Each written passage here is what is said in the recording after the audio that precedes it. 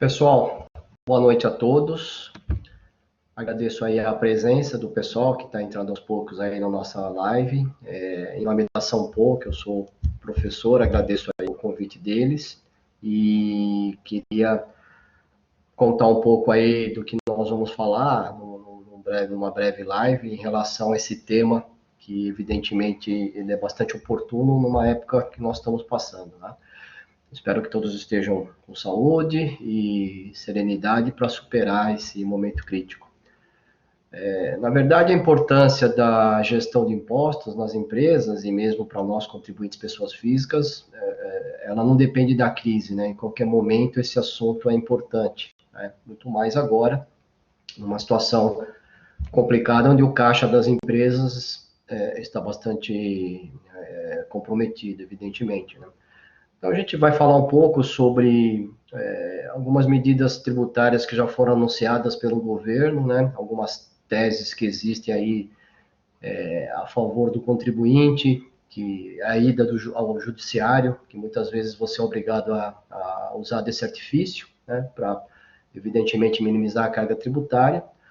Vamos falar um pouquinho sobre algumas medidas tributárias que estão sendo estudadas, estão em discussão, e isso pode ter um impacto no caixa das empresas. E, por último, falar um pouquinho mais voltado para a pessoa física, né? Já estamos aí na época da declaração de imposto de renda, que foi adiada, mas vale a pena dar algumas dicas e falar um pouco sobre proteção patrimonial, planejamento sucessório, que é um tema que sempre está em moda para as pessoas físicas, com um cunho voltado à questão tributária, evidentemente, né?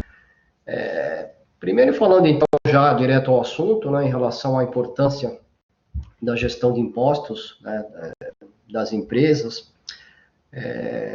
eu costumo perguntar, né, se você que trabalha numa empresa, independentemente da sua posição, seja na área financeira, se você é sócio ou se você é um mero investidor, né, se você conhece realmente a carga tributária que incide na sua atividade, né? Seja na compra de um produto, na prestação do serviço, na aplicação financeira, ou você, pessoa física, quando você aluga um imóvel, quando você vende um terreno, por exemplo. Tá? É uma pergunta difícil, mas que a gente sempre costuma falar, porque o nosso sistema tributário é extremamente complexo, né? Como que nós vamos conhecer tudo isso? Tá? Um cliente recentemente ele desabafou, né? A gente estava numa reunião, ele falou, olha, não, ele falou o que todo mundo fala, não aguento mais pagar tanto imposto na empresa, né, que ele atua, porque ele falou, pô, não sobra nada, né? É I, é IPI, é ICMS, é CID, é PIS/COFINS, é imposto de renda, é contribuição social, é ITBI, é ISS, é IOF, né? Até que ele tá sabendo bastante as siglas dos tributos que existem no Brasil, né? E ele perguntou, você pode me ajudar? Ele falou, nem estou dormindo mais direito, faz tempo, né? E ele até ficava meio fora de si quando ele fazia esse desabafo, né? Eu respondo de uma forma para todo mundo. Você tem duas alternativas, eu falei para ele, né? Primeiro é você procurar entender melhor a complexidade do funcionamento desses impostos na sua atividade. Isso você faz cercando de gente, de profissionais que você confia, que estão dentro da sua empresa, que entendem muito mais do que você, né? Muitas vezes. E para você tentar fazer uma gestão de impostos para, evidentemente, sobrar mais lucro no final do dia, né? Isso custa sacrifício, né? Custa tempo, evidentemente, né? Mas é um caminho para você continuar sendo empresário, pois os seus concorrentes estão fazendo isso. Você nunca pode esquecer, né? Eles estão gerando e gerindo bem as finanças através de uma economia tributária e você não pode ficar fora dessa, né? A outra alternativa é mais simples, né? Você vende a empresa, que tem um bom valor, né? Nesse caso, eu falando para esse cliente, você aplica o dinheiro e vai pescar, né? Que é o que você sabe fazer e gosta, né? E você vive tranquilo, né? Evidentemente que ele ainda escolheu a primeira alternativa, né? Que é tentar, então, ainda ser empresário ou cuidar de finanças de empresa, né? Tá? Basicamente, o que eu chamo de gestão de impostos é isso, é você cuidar muito bem do seu dinheiro através da busca de opções para tentar pagar menos impostos, evidentemente de uma forma lícita. Aí a segunda pergunta é quando fazer isso, né? Como eu falei inicialmente, sempre, né? Mas na época de crise, muito mais, né? Porque com a queda da atividade, não precisa nem dizer, né? Com a diminuição do faturamento, com o aumento da inadimplência, né? E por outro lado, as despesas continuam firmes e fortes, né? Muitos custos ainda são fixos, né? Você não tem muito como resolver. E aí, evidentemente, é nesse momento que você tem que pensar quais outras alternativas que estão afetando o seu caixa, né? Então, primeira dica, né? Você vai ter que se esforçar em entender o básico do funcionamento de cada imposto que impacta na sua atividade ou na sua vida, se você está pensando aí na pessoa física, né? Então, isso é uma coisa que a gente sempre fala. Segunda dica, né? E de novo, você não precisa ser um especialista, né? Acho que você tem que saber onde encontrar esse apoio, né? Que normalmente estão dentro dos especialistas que atuam para você, né? A segunda dica é que, se você, evidentemente, emendando o que eu acabei de falar, se você não é especialista e nem quer ser, né, que é uma matéria muito chata, né, estudar a parte tributária num país que seguramente é o que tem a maior carga tributária do mundo, né, com a complexidade que tem, com a quantidade de tributos que a gente tem, são mais de 70 espécies de tributos. A gente está muito acostumado com imposto de renda, contribuição social, PIS, COFINS, ICMS, mas tem de 60, 70 tributos que impactam dependendo da sua atividade, né? Os mais importantes a gente até conhece um pouco mais, né? E aí você aprendendo, né, com um especialista, tentando dividir um pouco esse conhecimento que ele tem, você vai aos poucos tentar estudar um pouco melhor, porque não dá, né, reclamar é muito mais fácil do que tentar encarar uma gestão de impostos, né?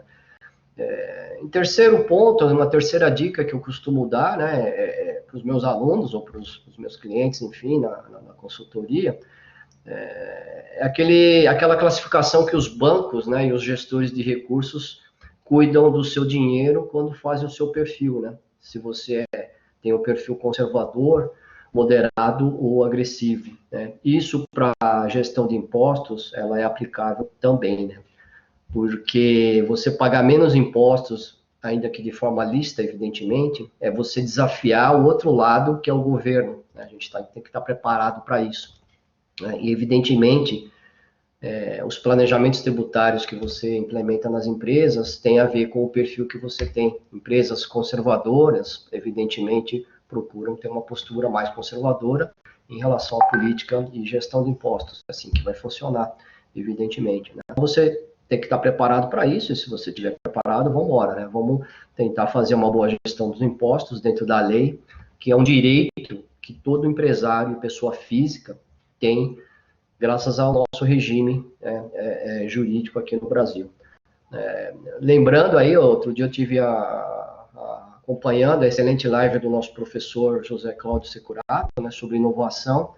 Ele cita a curiosidade e criatividade, que são itens valiosos para a inovação, né, e que devem ser usados para várias atividades, inclusive na gestão de impostos. Pois, de novo, né, reclamar que pagamos muito imposto sem fazer nada é muito mais fácil do que lutar, né, para você tentar minimizar a carga fiscal que nós, contribuintes, temos que suportar, evidentemente, no Brasil, né? Então, eu vou agora, depois dessa rápida introdução, fazer um rápido discurso sobre alguns tópicos que eu preparei, né, falando inclusive das medidas oficiais de natureza tributária, né.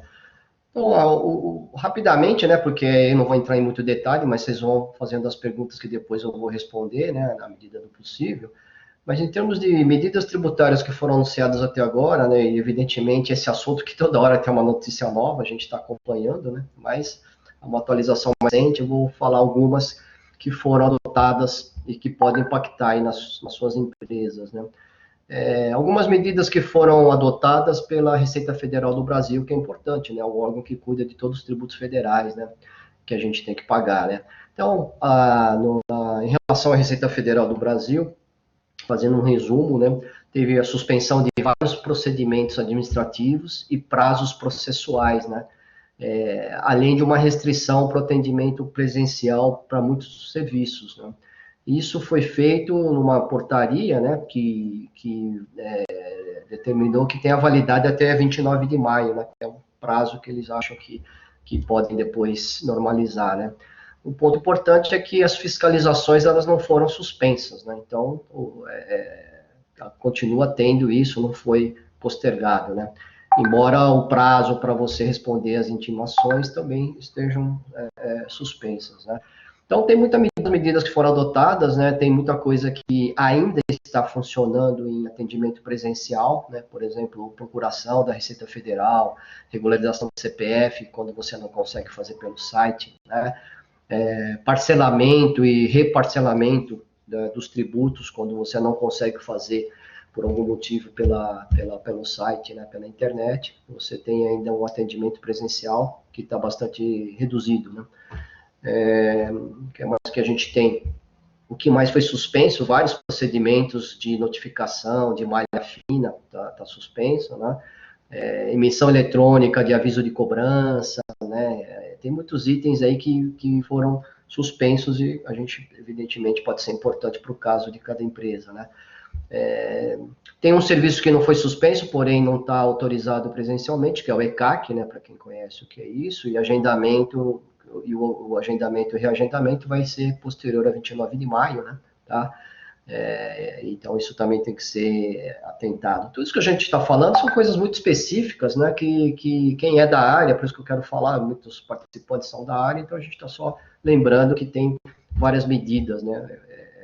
Nesse sentido. São mais, assim, aquelas obrigações que o contribuinte tem que prestar. As empresas têm um monte de obrigação acessória, que a gente diz, né?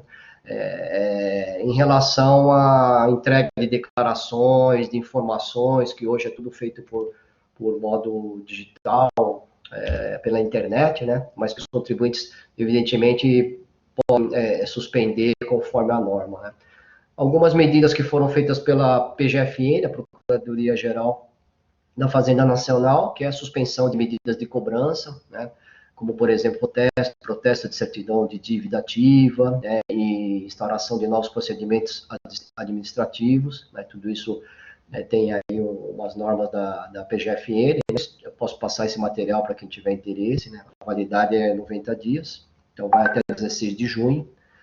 Tem prorrogação de validade da CND, né? Tem outras portarias falando sobre isso, né? E, em resumo dessa medida, por exemplo, é prorrogar a validade de certidão negativa de débitos na CND e também aquelas famosas certidões positivas com efeitos de negativo de débitos, né? Que isso relativo a créditos tributários federais e da dívida ativa da União, tá? Tem um ponto de atenção é que isso não beneficia os sujeitos passivos, né, os contribuintes que não detinham a CND, né, por exemplo, né? Há uma prorrogação de prazo para entrega de DCTF, FD, contribuições. O que é isso, né? Pode ser grego para as pessoas que não são da área tributária, né? Mas são obrigações que têm um custo, porque você precisa entregar periodicamente isso, né? É uma declaração dos tributos que você recolhe, ou itens de contribuição social que a empresa está sujeita a dar informações, né? Isso você tem que entregar, é obrigatório, né? E se você não entrega, você tem multa, né? Evidentemente, né? E graças a Deus isso foi prorrogado, né? Tem também aí um prazo bom para você poder entregar aquilo que seria vencido agora em março, abril, maio, por exemplo. Aí tem uma prorrogação que é importante para nós, que eu vou falar mais em detalhes depois, que é a da declaração de imposto de renda da pessoa física, né? Tem uma instrução normativa que saiu, foi adiado o prazo para entrega para 30 de junho, né? Mas o prazo para pagamento em débito de conta corrente, por exemplo, você teria que entregar até 10 de junho, mas eu falo um pouquinho mais sobre o último bloco, que são dicas, né, para preencher a declaração de imposto de renda, né? Só nesse item não foi feito nenhuma manifestação sobre prazo de restituição, então, a princípio, né, a gente vai ter que esperar, né, qual que vai ser esse prazo para restituir para quem tem direito a isso, né? Houve outras medidas, né, tipo simplificação de despacho aduaneiro para quem mexe com importação, houve o diferimento, isso é importante, isso sim mexe com o caixa, né, então são medidas que vão diminuir o caixa de empresas, que é o postergamento do pagamento do FGTS, né, isso é uma medida muito boa, aplica-se para a vigência de março, abril e maio, né, que pode ser pago, evidentemente, nos meses seguintes, e, inclusive o montante pode ser quitado em 6 vezes com vencimento a partir de julho. Né? E, resumindo, o FGTS que as empresas são obrigadas a pagar foi diferido, que é uma notícia boa. Para quem é de microempresa, né, no sistema do Simples Nacional, né, são aquelas empresas que têm um faturamento até 4,8 milhões por ano, né, são chamadas micro e pequenas empresas. Felizmente foi diferido o pagamento do Simples, tem uma resolução, né, recente, que provoca os pagamentos dos tributos federais, né, basicamente o período de março, que seria de abril, vai para outubro, o que é vencido em maio vai para novembro, e o que vai ser vencido em junho vai ficar para dezembro. Tá? Isso é uma boa medida do governo. O único ponto é que quem tem no Simples, né, aí a gente vai entrar um pouco no detalhe, né, mas tem gente que está nesse sistema, em relação aos débitos que não são federais, que é o caso de ICMS, devido para o Estado, né, para o governo, e o ISE devido para a Prefeitura. Né? A prorrogação, infelizmente, não atingiu esses débitos, né, embora tenha, eu comento um pouco mais, em medidas judiciais querendo que seja suspenso esses pagamentos também. Né? Mas, de qualquer forma, foi uma notícia boa do Simples. Houve a prorrogação do pagamento do PIS/COFINS e das contribuições previdenciárias, isso foi importante. Né? Em resumo, prorrogou essas contribuições que são pesadas para as empresas, né? E a validade disso vai ser, também pegaram sempre um trimestre, então vão tentar jogar isso para agosto e outubro, né? O que venceria em abril e maio, por exemplo. Né? Houve uma norma recente de prorrogação de prazo para quem é da área de agronegócios, né, do pagamento da contribuição previdenciária sobre receita bruta e também das contribuições do Fundo Rural. Né? Então, quem tem que pagar, por exemplo, Fundo Rural, competência março e abril, vai ser diferido, o vencimento foi para agosto e outubro, né? Então dá um fôlego aí para as empresas, evidentemente. Né? Existem mais algumas medidas de exoneração de IPI para produtos que são essenciais, ligado aí à Covid-19, né? Equipamentos de saúde, né? E mais alguma coisa, redução de imposto de importação também em itens de produtos de uso médico hospitalar, né? Mas aí ó, deixa eu comentar só mais um aqui que é importante, redução de alíquota do IOF, isso é importante para as empresas que contraem empréstimo, né, ou fazem mútuo entre as empresas do grupo, né? Então é uma prática comum, ainda mais agora, onde o caixa é bastante escasso, né? Então houve uma redução da alíquota do IOF. Né? Então essas medidas, pessoal, já vou até parar aqui, porque elas são só um paliativo, né? Elas são bem-vindas, né? Porque elas reduzem a carga tributária, né? Evidentemente que não o que todo mundo está querendo, né? Porque isso aí é muito pouco, né? Para tentar minimizar aí a carga tributária dos contribuintes. Né? Então eu vou, em resumo disso, qual seria a dica? Porque eu quero já entrar no outro assunto que eu julgo ser mais importante, né?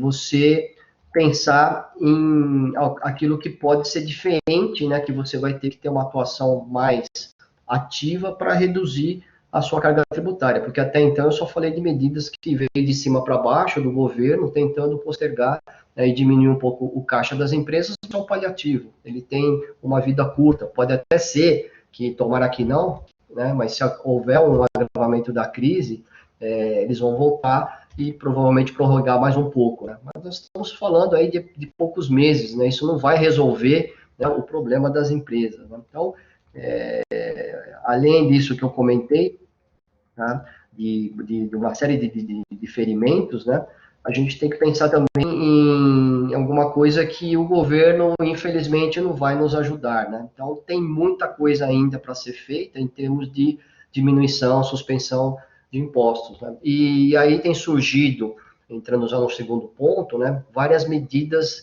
que são teses tributárias que você é obrigado a ir a juízo, né, entrar com uma ação para poder, nesse momento de crise, ter uma gestão de impostos mais eficiente, né, que basicamente visa você prorrogar vários tributos que, por enquanto, não foram prorrogados pelo governo. Né. Eu falei de PIS/COFINS, mas, por exemplo, para quem empresa do lucro real, que são os grandes contribuintes, né, o imposto de renda e a contribuição social não tem ainda um diferimento, né? Você tem que pagar, né? E essas empresas estão realmente tendo um impacto muito grande, evidentemente, né? Então, há ações no sentido de prorrogar todos os tributos federais, aqueles que ainda não têm uma norma oficial postergando, né? São medidas judiciais que podem ter o aval do juiz, o juiz pode dar uma liminar, por exemplo, para você parar de pagar, para suspender, para parcelar, para diferir, tem vários pedidos, né? Ou o juiz pode indeferir. Então, não é uma tese que é líquido e certo que o juiz vai acatar. A gente não pode esquecer porque o outro lado, se você vai pagar menos imposto, né, olhando friamente, o caixa do governo também vai ficar com problema, né? Então, às vezes o juiz ele não dá uma liminar nesse sentido. Mas a verdade é que existem já várias ações com liminares favoráveis para que o contribuinte pare de pagar, por exemplo, esses tributos que não foram abrangidos aí nas normas, né? Então, sempre tem que ficar de olho, porque não deixa de ser uma medida para você tentar conseguir pagar menos e preservar o caixa, né? Isso é importante, né? Tem muita gente que tem, por exemplo, ações ou tem depósito judicial, né? E aí uma ação muito boa é você pedir o levantamento disso, né? Porque não faz sentido. Você está pagando imposto numa crise dessa, você não tem quase faturamento, diminuiu a atividade econômica do país, né? E os seus clientes estão parando de pagar, pedindo parcelamento, suspensão, né? E você tem depósitos judiciais que você está discutindo alguma coisa contra o governo, contra algum tipo em relação a algum imposto, né? Então, há uma ação que é possível você pedir o levantamento desse depósito, né? Você não está desistindo da ação, né? Mas esse dinheiro está parado e ele pode ajudar muitas empresas, né? Então, é uma razoabilidade, né, você fazer pedido nesse momento de crise, porque esse dinheiro não está no cofre do governo, ele está em suspenso, ninguém pode mexer, e é a empresa que depositou, né? Então faz todo sentido você pedir e substituir até o depósito por algum tipo de garantia, uma fiança, né, um seguro, né, que é um custo bem menor, para você poder pegar o recurso e poder fazer os pagamentos, já que teve essa queda da atividade, né? Tá? Tem outras teses que estão sendo impetradas aí no judiciário, né? Por exemplo, para quem é prestador de serviço e paga ISS, né, não tem diferimento do ISS, não tem diferimento do IPTU, e várias empresas estão entrando contra a suspensão, né? E é importante que não é para não pagar, né? É só para você tentar resolver um problema de caixa que é pontual e que a gente espera que seja curto, né? Mas mesmo voltando, né, às atividades, né, todos concordam que ainda vai ter um tempo para todas as empresas voltarem à sua normalidade, né? Então, essas teses são importantes para dar esse fôlego, né? Possivelmente por mais meses, né? E aí outras teses que eu lembro de comentar com vocês, que os contribuintes estão querendo entrar, né? Para quem, por exemplo, é do lucro real, né, que tem prejuízo fiscal, né, há uma tese de tentar compensar integralmente esse saldo de prejuízo fiscal e base negativa, sem aquele limite de 30% que existe na lei, né? Porque é uma situação atípica, né? Então, quem tem prejuízo fiscal não faz sentido, tendo lucro agora, né, um pequeno lucro, pagar imposto, né? Ele poderia tentar compensar esses prejuízos. Eu estou falando assim de muitas coisas de vários segmentos, né? Empresa de lucro real simples, né? Então, por exemplo, quem está no lucro presumido, que é outra forma de tributação das médias empresas, né? Eles têm um problema também. Qual é o problema? O lucro presumido, você optou no começo do ano, se você está nesse regime, com a queda do faturamento, com a queda do recebimento, né, pode ser que você esteja numa situação que, se você tivesse no lucro real, era muito mais interessante porque você pagaria menos impostos. Só que a legislação, infelizmente, não deixa você mudar de regime de lucro presumido para lucro real no mesmo exercício, né? Existe somente uma possibilidade, que é quando uma empresa no lucro presumido, tá, durante o período do exercício fiscal, durante o ano, por exemplo, nós estamos em abril, né, em qualquer mês do ano, ela tenha auferido lucros, rendimentos ou ganhos de capital no exterior, né, que não é uma situação muito comum, né, mas se tiver uma empresa no lucro presumido que se encaixa nessa condição, ela é a única exceção da lei que é permitido você ir para o lucro real. Então, existe uma tese que é você mudar de regime de presumido para lucro real, né, que é uma tese legítima, né, porque caiu muito a demanda, ele optou e ele não pode mudar. Né, e é bem provável que se essa pessoa pudesse ir no lucro real, ela não ia ter muito imposto a pagar, porque ia estar numa situação de prejuízo, né, e não pagando no lucro presumido, que é sempre um percentual sobre a receita bruta do trimestre. Né. Isso é um ponto importante. É lógico que vocês que estão nessa situação de lucro presumido têm que fazer um estudo rápido para ver se vale a pena mesmo o lucro real, porque não esqueça que a gente consegue diminuir a carga tributária do imposto de renda e da contribuição social, mas tem o PIS e COFINS, que no lucro real é um sistema muito mais complicado, muito mais complexo, né, com uma alíquota mais onerosa, que é o sistema não cumulativo do PIS e COFINS. Né?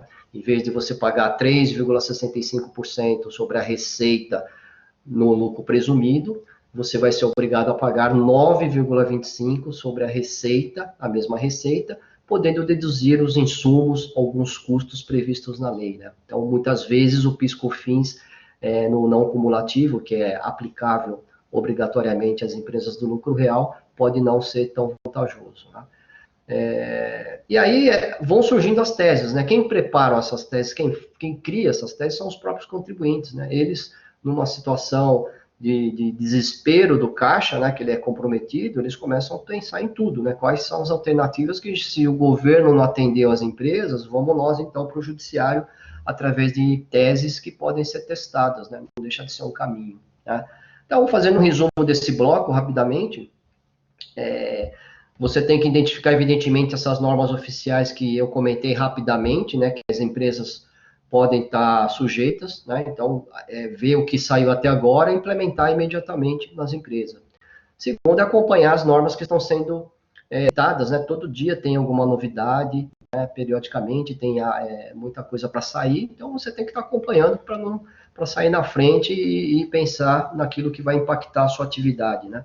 E o último ponto desse bloco é você decidir se cabe realmente medidas judiciais, né? Será que vale a pena? Porque isso também tem um custo, e isso tem um desgaste, é uma ação que demora muito, né? Mas pode ser a última saída, né? Ou a penúltima saída, para deixar de pagar algum tributo, né? Porque realmente não está sendo fácil para as empresas. Ou até mesmo, né, pedir o levantamento de depósitos judiciais, ou pedir o direito de aproveitar algum crédito que você não está conseguindo aproveitar, por exemplo. Né?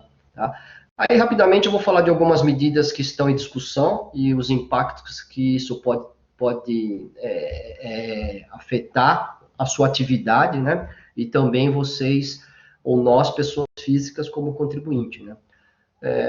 Infelizmente tem que falar desse item, né, mas está sendo veiculado aí o IGF, né, que é o Imposto sobre Grandes Fortunas. Cada vez mais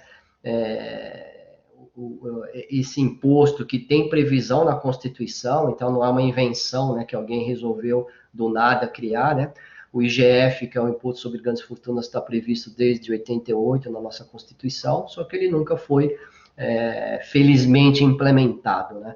E agora tem vários projetos, né, e vários projetos de lei que estão sendo apresentados no Senado, por exemplo, para emplacar finalmente esse imposto sobre grandes fortunas. Né? Fazendo um resumo, para quem não tem muita ideia de como que funciona, né, esse imposto vai, em um dos projetos, incidir sobre todas as pessoas físicas que têm determinado patrimônio em 31 de dezembro de ano. Né?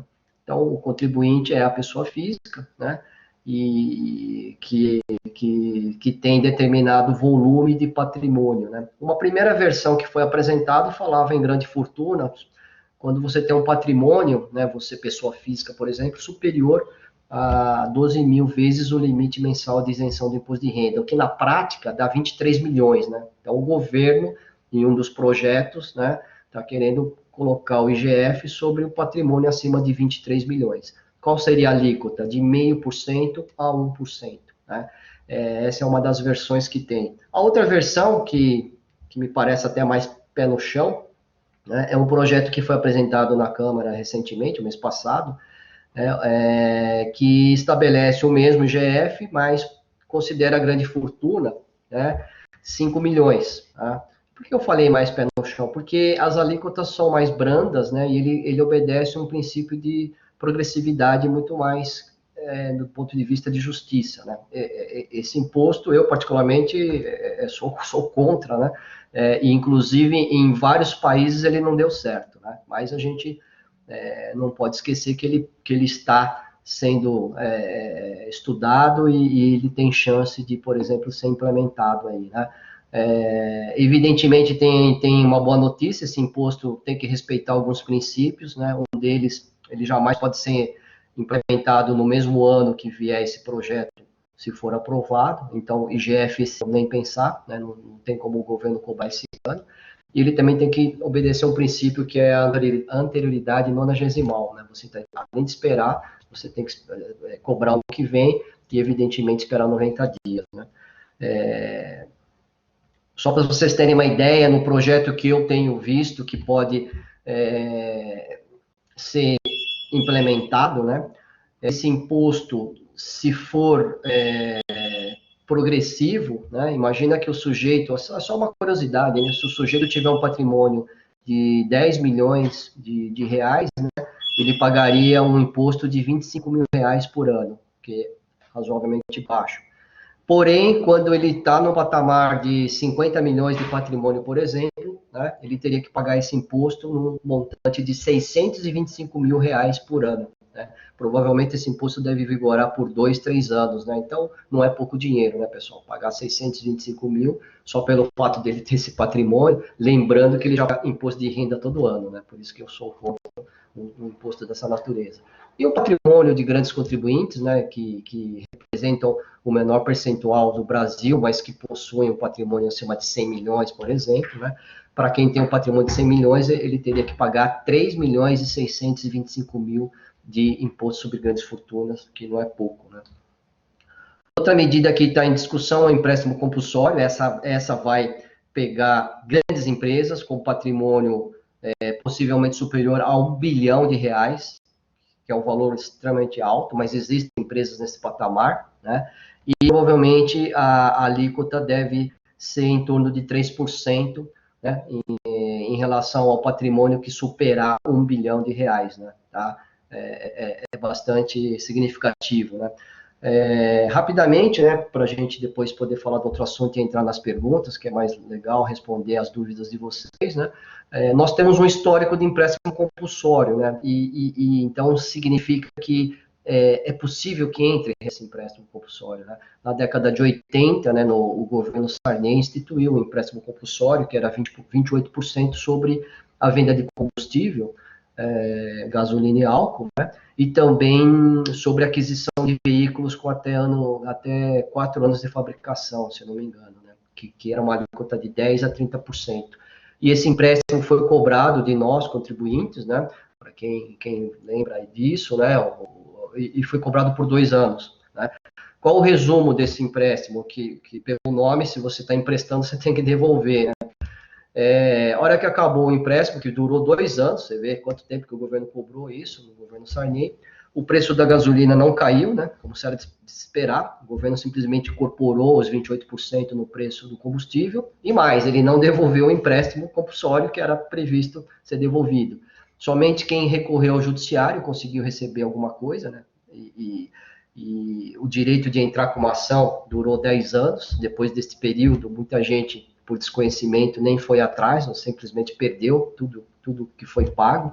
E os poucos que foram à justiça, né, de novo, né, tem muitas vezes que você não tem como receber, você tem que ir à justiça, né? Esse é o nosso sistema, infelizmente, né? E aí, mesmo os que conseguiram receber na justiça, reclamavam porque os valores foram bem menores que os recolhidos, evidentemente, né? Um ponto que todo mundo pergunta é a tributação de dividendos. Um projeto foi tirado da pauta, né? Mas ainda existem outros que querem tributar aí os dividendos, né? Então, sobre esse assunto, eu particularmente tenho a opinião de que ele vai entrar, né? Infelizmente, né? Porque já é um assunto que tem rodado muito aí as negociações do parlamento, de todas as casas, dos políticos e do governo, né? E realmente há uma grande possibilidade de ser tributado o dividendo. A gente só não sabe como que eles vão filtrar em relação às empresas, por exemplo, do lucro presumido, provavelmente não afetaria as empresas do Simples, né, porque não faz nenhum sentido, né, já tem o objetivo de tentar simplificar e pagar menos, só falta querer cobrar dividendos sobre quem está no Simples, né?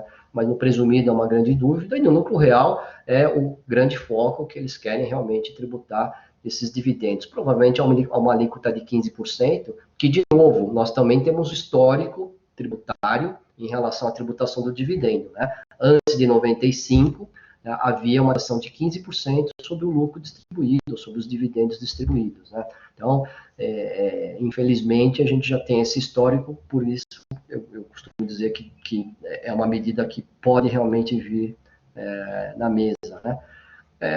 E tem outras medidas que estão aí rapidamente, mudando a tabela progressiva do imposto de renda, aumentando as faixas de isenção, mas também aumentando as alíquotas. Fazendo um rápido resumo desse bloco, né? Qual é a dica, então, diante dessas prováveis medidas, né? Primeiro que você tem que fazer o acompanhamento, né, realmente do andamento e da aprovação dessas medidas, né, para tentar agir rápido e ver como que você pode planejar, porque toda vez que entra um tributo, você tem que ir para a prancheta, estudar, né, ou pedir para especialistas que vão te ajudar, a sua área contábil, seu advogado, tributarista, que presta serviço, né, para ver como que a gente consegue minimizar isso, né, e até ver se não tem alternativas, se não for para minimizar, entrar no judiciário para realmente não pagar, né? Com certeza vão ter várias ações nesse sentido. Mas eu não perderia o meu sono, né, por conta desses tributos, sinceramente. IGF, Imposto sobre Grandes Fortunas, aumento de imposto sobre herança, não vale a pena, né? É melhor a gente esperar um pouco e vamos pensar em outras coisas, porque mesmo que entrar, isso a gente tem um tempo que vai ficar para os anos seguintes, né? E a última dica aí é em relação, evidentemente, diante dessas medidas, é o planejamento tributário mais intenso, né? Com toda a utilização de ferramental que vocês têm, tentar buscar créditos de ICMS, de PIS/COFINS, por exemplo. Tem hoje empresas que fazem esse trabalho, né, com um custo muito baixo, né, que são especialistas para levantar crédito, né, porque você tem vários créditos que não são utilizados na empresa e de repente você consegue levantar e poder compensar, que é uma forma de você gerir bem o seu caixa, deixando de pagar determinados tributos, né? Tá? E aí, lá, para a gente poder fechar, né, já estamos chegando aí no finalmente, um pouco sobre as pessoas físicas, né, dicas para a declaração de imposto de renda, conforme eu falei, né. Então, a gente está sempre falando de pessoa jurídica, da empresa que nós trabalhamos, evidentemente, mas ninguém cuida do nosso, né, como eu costumo dizer, né. Então, vamos falar um pouquinho sobre a pessoa física. Primeiro, já comentei no início, né, da nossa live, o prazo da entrega é 30 de junho, tá? Vai dar uma amenizada, mas enfim, nós vamos ter que entregar a declaração, tá? E aí a primeira cota, ou cota única, deve ser pago até 30 de junho, né? Quem costuma, se tiver imposto a pagar e para simplificar, colocar débito em conta, né? Que é muito mais fácil do que você gerar a guia, né? O DARF, pagar, né? É um procedimento chato, né? Então, quem gosta já de colocar o banco para debitar em conta, se você tem imposto a pagar, aí você só tem que lembrar que você tem que entregar até o dia 10 de junho e não 30 de junho, tá? Senão você fica sujeito a ter que emitir o DARF, todo aquele procedimento chato. Para quem tem restituição, não tem o que temer, né? Porque a restituição é um dinheiro que vai voltar para você, é corrigido pela Selic, que embora esteja abaixo, né?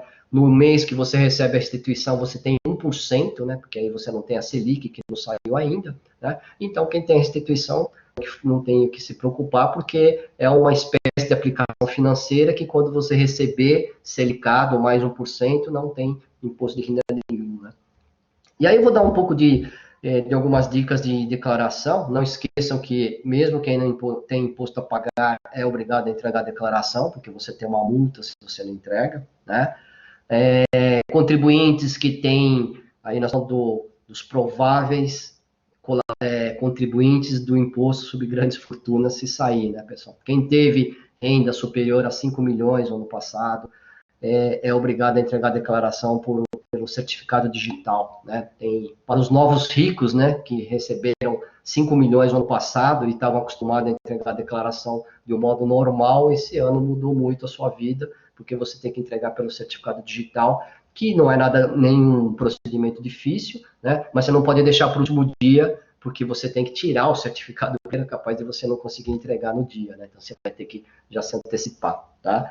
E aí, falando um pouco da declaração, o que a gente costuma dizer, né, pessoal? Para evitar a malha fina, né? O que você tem que fazer, que é importante? Primeiro, conferir todos os comprovantes de pagamento que abatem o imposto de renda, né? Tais como despesas médicas, dentistas, planos de saúde, previdência privada, tipo PGBL, pensão, se você paga, né? E em relação aos imóveis, né, se você tem locação, compra e venda, né, não esquece que são todos os itens que costumam dar malha fina, né? Que é aquele procedimento que você tem alguma inconsistência na declaração, você é chamado a apresentar algum tipo de documento, né, um processo chato, né, porque, poxa vida, né, cair na malha fina, mas não é nada demais, né, cair na malha fina, pode ter uma inconsistência de algum informe que a fonte pagadora entregou para a Receita Federal e você, de boa fé, fez o mesmo procedimento, preencheu, mas os dados não batem, né? Quem é, então, sempre pensando numa boa conferência, e hoje, graças a Deus, a gente consegue conferir muito bem todos esses documentos, né? Porque você tem fontes que dá para você acessar, então, forma de rendimento de banco, você tira no próprio site do banco, né? Você não tem que esperar vir do correio, né? Que está parado, inclusive, né? Então, mas a dica sempre é fazer uma conferência de todos os comprovantes que vão servir de base para o preenchimento. Quem é profissional liberal, advogado, médico, engenheiro, não esquece que você tem recebimento de pessoa física, tem que ver se foi feito carnê-leão, né? Se você pagou o carnê-leão, que é aquele recolhimento mensal quando você, médico, arquiteto, engenheiro, dentista, recebeu no mês a mês, né? E ver se o seu livro de caixa também está em ordem, que normalmente o profissional liberal usa o livro caixa. Os grandes casos de malha fina de médicos, engenheiros, arquitetos estão justamente no carnê-leão e no livro caixa. Por isso que sempre a gente chama atenção para você tomar cuidado nesses itens, né? E se é um contador que faz, peça para ele ver, porque é o que dá muito malha fina. Uma malha fina, né? Tem um ponto importante, né, que muita gente tem dificuldade, às vezes fica com medo de fazer a retificação, esqueceu de algum item, né? Então, não esquece que do prazo até agora, até o dia 30 de junho, você pode fazer a retificadora que não tem problema. É como se você anulasse a primeira declaração que entregou e ela é processada normalmente, né? Tem muita gente que depois do prazo fica com medo de entregar a retificadora, vão ser chamados na fina. Isso não existe, tá? Mas para evitar isso, você ainda tem tempo de mandar uma declaração. Ah, eu tenho alguma coisa que eu esqueci. Aliás, vou falar um item que provavelmente você deve ter esquecido, preste atenção. Né? E aí você pode fazer a retificadora, porque você vai acabar pagando menos imposto depois. Né? Já comento já sobre isso. Hoje o programa é muito bom, você consegue clicar no aviso de pendências e você vê tudo que está inconsistente e consegue arrumar. Né? Então você não deve entregar uma declaração se você tem pendências. Né? Então já tem um ícone lá na declaração que você já coloca como aviso de pendência e você consegue resolver tranquilamente isso. Vamos para dicas que eu estou acostumado a ver que as pessoas esquecem e fazem errado. Né? Então, primeiro em relação a bens financiados. Especificamente um imóvel. Tá? Contribuinte, pessoa física, comprou um imóvel financiado por um sistema tipo SFH, Sistema Financeiro de Habitação, tá? Onde o bem é dado em garantia, tem uma alienação fiduciária, enfim. Né?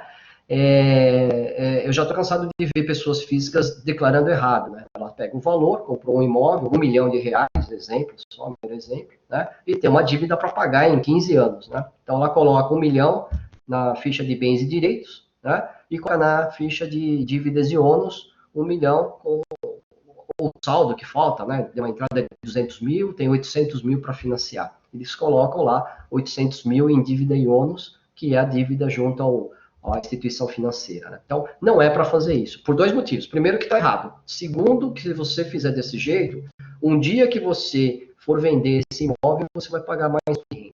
Né? Por quê? Porque o custo que você colocou do imóvel, no meu exemplo de 1 milhão, ele não vai ser atualizado pelos juros que você paga no financiamento. Né? E o modo correto de você preencher é você não colocar o valor total da dívida, né? E nem o valor total do imóvel que você está comprando financiado. No meu exemplo, 1 milhão. Você só pode colocar a cada ano o total das parcelas que você pagou. Então, digamos que você pagou 200 mil reais. Naquele ano, só vai ser preenchido R$ 1.000. Porém, cada ano, as parcelas têm juros, evidentemente. Você vai somar todas as parcelas, 12, né, por ano, e você vai aumentando o valor do imóvel.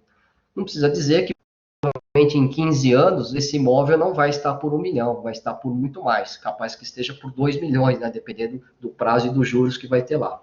O dia que você for vender, evidentemente, seu ganho de capital, a diferença entre o valor da venda e o custo que está embutido, inclusive os juros, que não são baixos, né, no financiamento imobiliário. Tá? Então, muita gente faz errado isso. Outra dica, benfeitoria, né, imóvel, a pessoa vários comprovantes, evidentemente, né? Então, você fez uma reforma no seu imóvel, muita gente deixa para lá, ah, não, é 10, 15 mil, 20 mil, 50 mil, não importa. Tudo isso aumenta o custo para você depois pagar menos imposto quando você vender o imóvel. Corretagem, se você pagou, muitas vezes quem compra paga a corretagem, né? Então você tem que colocar no custo. Duvido que as pessoas lembram disso, é muito raro, né? Tá? Normalmente a corretagem é pago pelo vendedor, então se você não pagou a corretagem, né? Quem pagou foi o vendedor do imóvel, então você vai abater no dia que você vender, né? Evidentemente, e pagar menos imposto. O ITBI, pessoal, é muito comum, né? E eu duvido que vocês colocam o ITBI na declaração quando você comprou um imóvel. E possivelmente, quando você comprou um imóvel, na escritura, lá atrás, tem lá o custo do ITBI, que não é baixo, é 3% em São Paulo, né? Tudo é dinheiro, né, pessoal? Nós temos que pensar no nosso imposto, que tudo é caixa, né? O sujeito comprou um imóvel, né, por 1 milhão, tem 3% de ITBI, que é 30 mil, ele tem que colocar esses 30 mil como custo, tá? O dia que ele for vender, ele vai pagar menos imposto, tá? Outro exemplo, a pessoa tem mais condições, comprou um imóvel de 10 milhões, né? 3% dá 300 mil de ITBI, tá? Você tem que colocar no custo do imóvel. Quando você for vender, você vai pagar menos imposto, tá? E aí, a gente chegando no fim, né? Mais uma dica em relação à doação, né? Importante, né? Muitas vezes você faz uma doação sem saber que é doação, né? Você compra um carro para o filho, isso é doação, tá, pessoal? E tem imposto sobre doação, que é o imposto estadual. Tá? É muito melhor você declarar que você está doando e o seu filho tem que receber aquele carro, aquele valor como doação, para você não ter problema. A doação tem a boa notícia que não paga imposto de renda, né? A notícia ruim é que você tem que pagar os 4% do imposto de doação, tá? Mas ainda assim é muito comum você fazer esse tipo de transferência, né? Então você tem que fazer do jeito correto, né? E aí, falando só dois pontos rápidos, né, em relação à proteção patrimonial e planejamento sucessório, que é um item que as pessoas físicas têm que estar de olho. Principalmente agora, que é o momento onde estão sendo estudadas as medidas de novos impostos, como o imposto sobre grande fortuna, o aumento do imposto sobre herança, que também está na pauta, não falei naquele momento, mas eu achei mais propício falar agora, que afeta diretamente a pessoa física, né? O imposto sobre herança não tem nada a ver com as pessoas jurídicas, né? E a provável tributação de dividendo, né? Então, isso é fundamental na hora de você pensar no seu planejamento sucessório, né? Vou dar um exemplo muito simples, né? Imagina que você tem um patrimônio de 5 milhões de reais, né? Quando eu falo patrimônio, é assim, você somou o valor da casa, do imóvel, das aplicações financeiras, de tudo que você tem, né? Se você já estava pensando em fazer um planejamento sucessório, né, doando parte do patrimônio para o seu filho, que é o seu herdeiro, né? Imagina que você faz uma conta bem simples. Você tem 5 milhões e você vai doar metade já em vida para o seu filho, né? Que vai acontecer. Você vai diminuir, né, o seu patrimônio de 5 para 2,5 e o seu filho de 0 ele fica com 2,5, né? Você vai ficar fora do imposto sobre grandes fortunas se o corte for 5 milhões. Eu dou um exemplo bem simples, né? Só para a gente pensar como que funciona o planejamento quando você está querendo conjugar uma sucessão, né? O exemplo foi muito rápido, mas o filho seu é o seu herdeiro, né? Então, muitas vezes faz sentido você já em vida doar, né? Por que eu falo isso? Porque se aumentar o imposto de herança, que ainda é 4, né?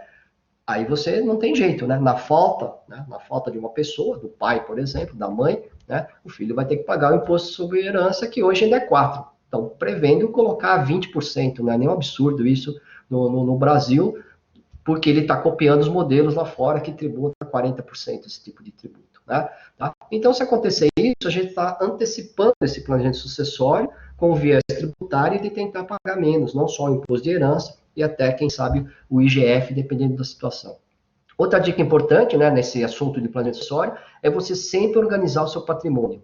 Tá? O que é organizar o patrimônio? É ver se seus imóveis estão com a escritura regularizada, se está tudo em ordem. Tem muita coisa que foi feita de forma informal, né, que ainda não tem escritura definitiva. O tio que comprou o imóvel do pai, por questões de confiança, não fez escritura definitiva. Quando você tem um problema, quando falta uma pessoa por falecimento, né, vocês não sabem o custo que é você fazer o inventário. Né? O inventário custa, tem que pagar advogado, quanto mais enrolado, mais caro o advogado vai cobrar de vocês, né? Então, quando eu penso em planejamento sucessório, eu tenho que pensar em planejar e organizar o meu patrimônio. Eu quero deixar em ordem, né? Eu não quero deixar meu patrimônio, meu pouco patrimônio que eu suei para conquistar para os meus filhos, meus herdeiros, de uma forma toda desorganizada, onde ele vai ter que gastar muito mais, até pagando mais imposto, se eu não fizer esse planejamento sucessório. Então, sempre é importante essa organização, né? E aí você tem vários instrumentos de planejamento, doação, seguro de vida, plano de previdência,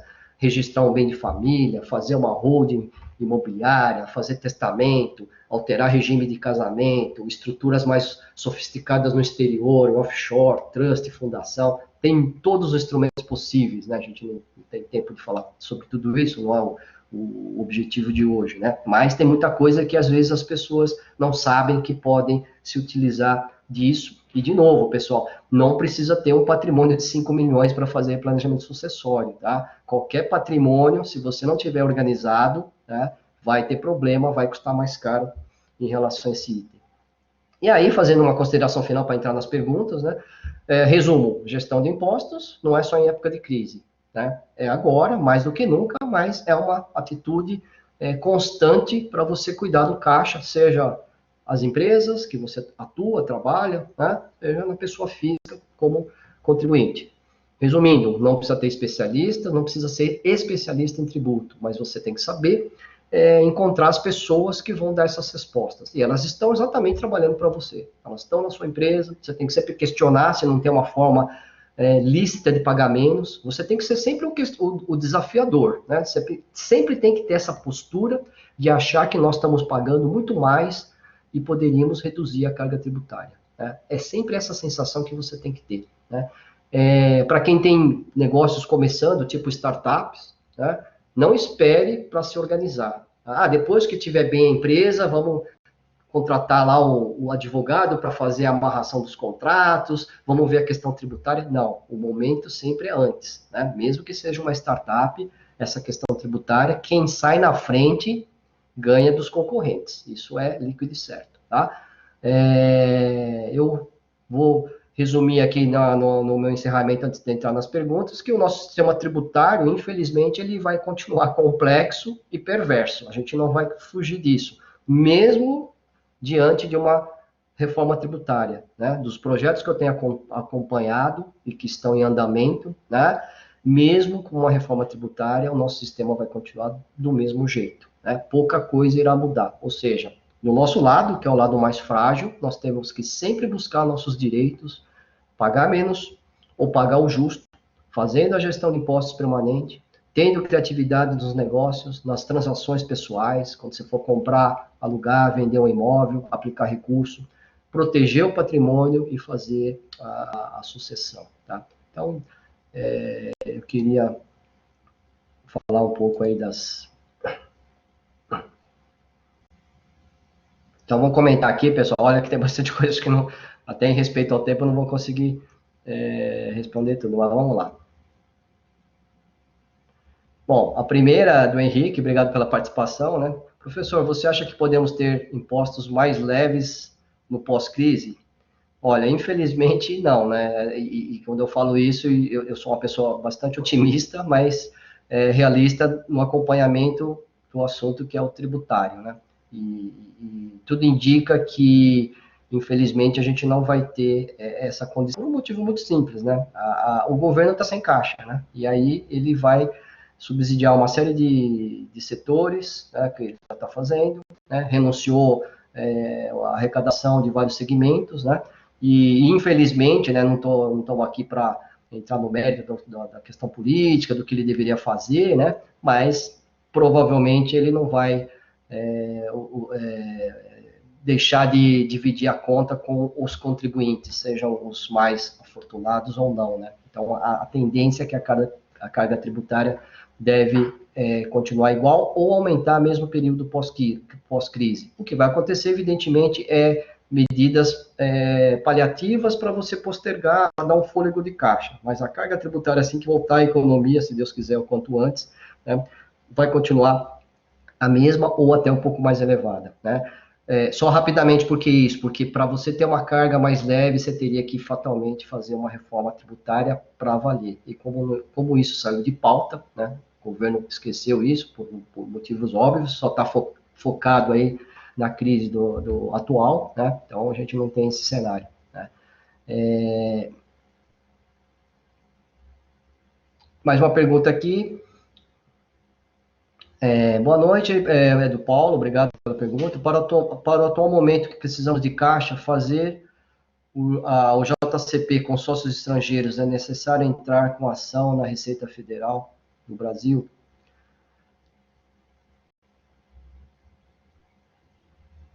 Então, eu não entendi direito a pergunta por que entraria como ação, né? A JCP, só para todo mundo saber do que nós estamos falando, é juros sobre capital próprio, né? E o juros sobre capital próprio é um item que ainda está em vigor, né? Mas você tem medidas de companhias, talvez é isso a questão, né? Você tem medidas que o governo está restringindo, por exemplo, de bancos, né? E de companhias que há uma orientação para diminuir o pagamento de dividendos e de juros sobre capital próprio, por exemplo, né? Então, se for nesse sentido, eu concordo que a única alternativa, se você precisar de caixa via JCP, você vai ter que entrar com uma ação judicial, né? E isso tem bons argumentos, né?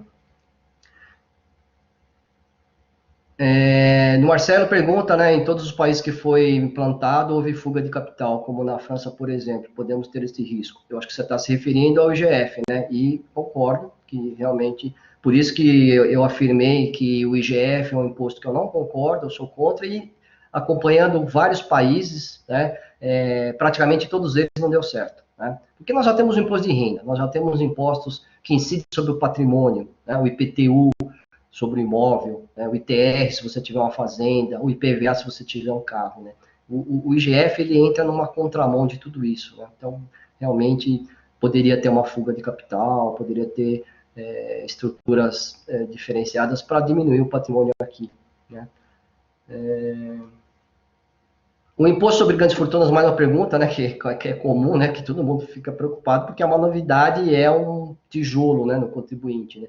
O imposto sobre grandes fortunas é viável para ajudar na crise atual?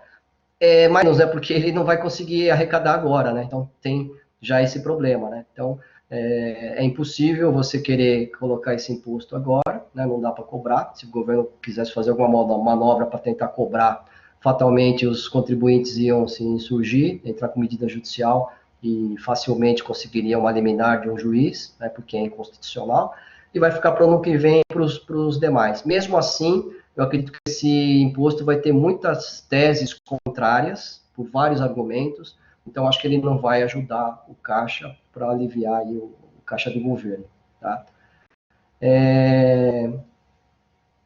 Uma questão interessante da Suzana, duas, né? Ela fala se o empréstimo compulsório não acaba tornando um confisco de bens. Sim, ele é. O empréstimo compulsório, ele só não é um confisco se ele devolver, né? Então eu tenho muita dúvida se o governo vai devolver, porque nós temos aí um histórico que ele não devolveu, né? Então, infelizmente é assim. O governo, quando ele perde a briga em relação a um tributo, ele demora muito para devolver, né? Você, quando perde, você é obrigado, você não tem jeito, você tem que pagar, né? Então, nós estamos sempre no lado mais fraco. Tá? Então, ele é um empréstimo compulsório que pode tornar um confisco, né? Infelizmente, nós já temos o histórico. A segunda pergunta dela, rapidamente, tributar dividendo não caracterizaria uma dupla tributação? Infelizmente não, né? Porque você está tributando um outro ente que é a pessoa física, né? Então, o que, que vai acontecer, e o governo já deve estar estudando, é você tributar o dividendo, que é para o sócio, mas diminuir a carga tributária da pessoa jurídica, né? Esse é o modelo que vai funcionar. Porque se ele não fizer isso, aí sim vão ter mais ações contrárias, né? Então, se você diminuir o imposto de renda, que hoje é 25%, mais 9% de contribuição social, que dá 34% de carga tributária sobre os lucros das empresas, modo geral, né, porque a instituição financeira tem outra conta, você poderia diminuir isso e na hora de pagar o dividendo você estaria retendo os 15%. Né? Então, se for acontecer isso, dificilmente a gente vai conseguir ganhar uma ação dizendo que há uma dupla tributação, porque uma é sobre a pessoa jurídica, a outra é sobre a pessoa física. Né? Uma pergunta de pessoa física de declaração, rapidamente, pessoal, nós estamos estourando o tempo. Perdi um informe de banco e não declarei até agora por causa disso. Né? É um problema grande entregar sem? Bom, é assim, né, pessoal? Um jeito é você tentar entrar, né? Os informes, até onde eu sei, via site do banco, você consegue imprimir, né, ou arquivar, né? Agora, vamos imaginar, por algum motivo, que você não tenha o informe, né?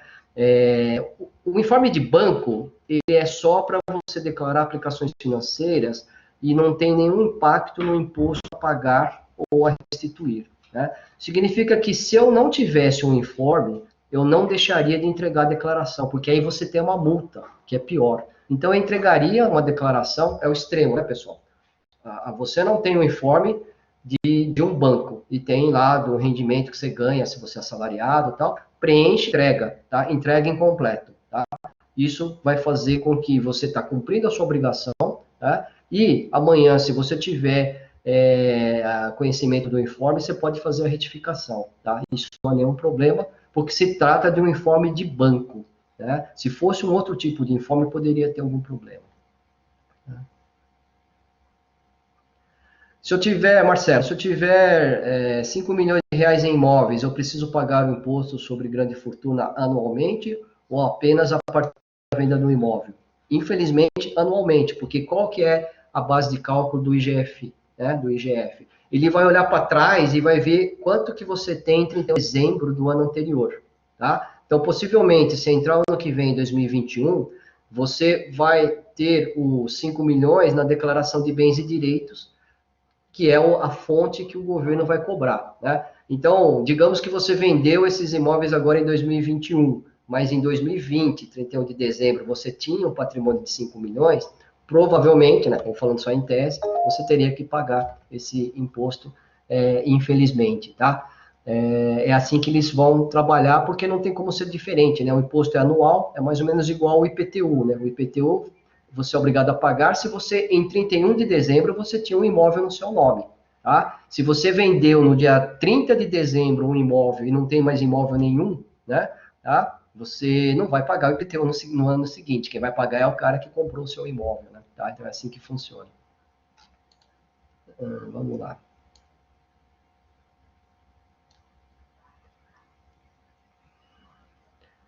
Bom, em relação à reforma tributária, não tem muito o que falar, né? Não tem o que